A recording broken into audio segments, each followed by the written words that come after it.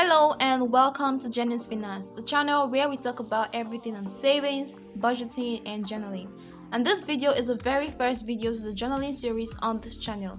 So in today's video, we're going to talk about what journaling is, what you need to start journaling, and some very basic tips that can help you to be very consistent in journaling. Now, what is journaling? There are so many definitions on what journaling is, but I like it to put it this way. Journaling simply means writing down your feelings and thoughts to understand and track them more clearly.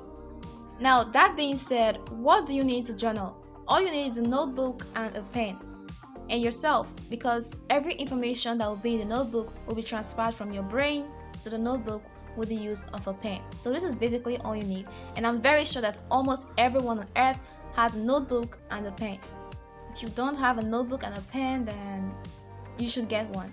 Now, this particular type of notebook is not widely used in every country, but I want to believe that everyone knows this notebook and it's at least available in every country. And I'll suggest you use this one because it helps to start a new page, a fresh story every single day, because it's small and it's just very good for journaling. And as a beginner, you won't be writing so much words or so many things. You would need a book that motivates you to keep writing. So try to get this mini notebook. Now, over to the basic tips that will help you and guide you to remain consistent in your journey of journaling. Now, the first tip I'm going to give to you is very important, which means journal every day. Now, what would you write every day? Now, you have to write what you saw, what the person looks like, how the person approached you, or if you like the person, you're also going to need to write where you went to, what happened in your life, the basic things that happened, all the things that happened that you think affected you and can contribute to a long-term memory in your life. Just basic points that you remember every single day. You're going to have to write them down.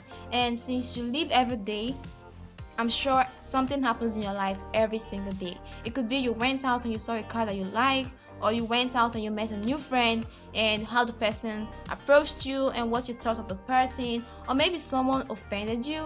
Yeah, you can take a pen and you can start by opening your notebook and writing it down.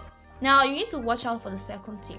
And the second tip is to take your diary. I'm calling it a diary and not a notebook, but the diary is a notebook. So you need to tell your diary, or take your diary as a very trusted friend. Or you can also call your journal or your diary a burden carrier. It's something that can never snitch on you or can never expose you. It's like a secret book, a second brain. So when you take your diary that way, some people end up calling their diary Dear Diary. It helps you to start journaling. Let's say you want to journal about your day and you've opened your journal to the day you want, and you've written the number of the day. Like say it's 20th of January, and you've written number 20 and you put the dates. Usually you can just put the month and the year, and then you start by saying Dear Diary. Already saying this, my brain is already overflowing with lots of things I would like to say. Now you can start or have a formula for how you write. You can say you want to start your journal with how you woke up. You can say, today I woke up feeling happy.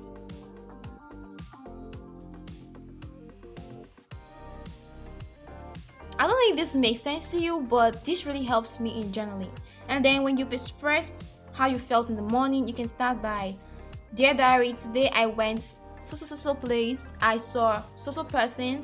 Now, if you get the point, you see that I'm talking to my diary like I'm talking to a real person.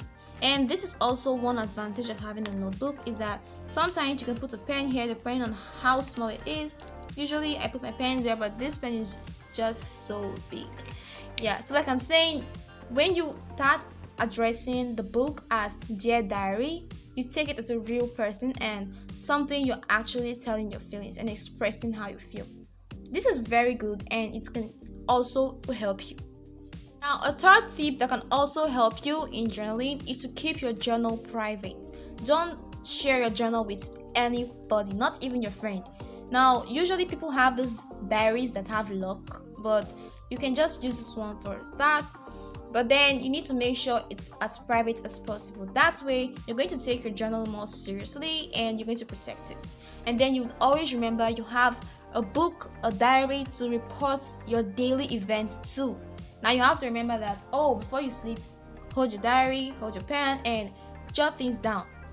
So you always have to make sure your journal is private. You have everything in mind you're supposed to write in your diary, and then at the end of the day you put in something I would like to say a daily lesson. And then let's say something happened, you lost a friend and you're writing down what happened. Also try to analyze where you went wrong and what you think would have been done to avoid whatever situation you got into. That's why you have a diary. You should make sure you're able to expand on situations and say and express things you wouldn't normally do or say to a friend. And yeah, these are some basic ideas you need for journaling.